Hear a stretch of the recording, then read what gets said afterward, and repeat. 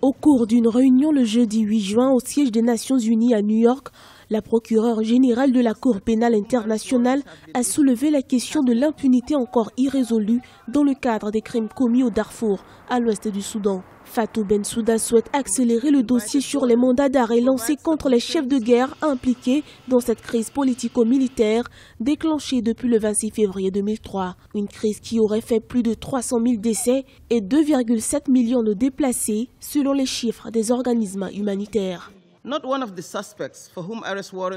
Aucun des suspects pour lesquels les mandats d'arrêt ont été délivrés n'a été arrêté et transféré à la Cour pénale internationale. N'oublions pas que ces hommes sont accusés de crimes les plus graves au monde. Aujourd'hui, dans cet important forum, je demande aux victimes et à leurs familles de ne pas désespérer. La justice internationale fera son travail.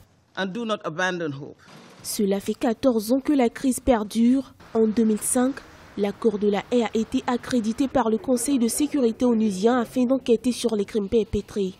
Depuis 2009, des mandats d'arrêt pour génocide et crimes contre l'humanité ont été lancés à l'encontre de hauts responsables du pays. Parmi eux, le président soudanais Omar el-Béchir, qui brandit toujours sa souveraineté nationale. Selon la Constitution de 2005, le président de la République est le symbole du pays et de sa souveraineté. Nous n'acceptons pas les abus de quelque façon que ce soit.